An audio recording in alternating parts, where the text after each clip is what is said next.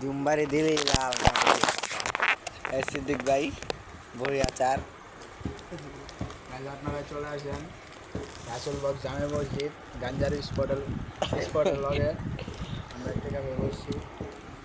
আমরা এই মাদকের থেকে বিরতি চাই, মাদকের গন্ধ আমরা ভাবতে পারি না।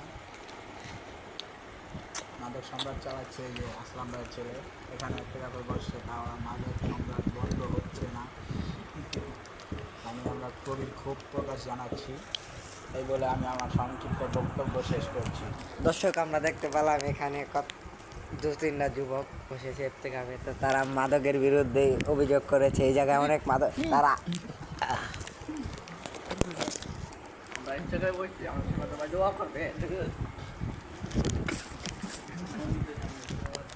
এই বেড়াতে যা ওই বাইক না রে আইব না বাইক গেছে মনে হয়, ও জানি গেছে।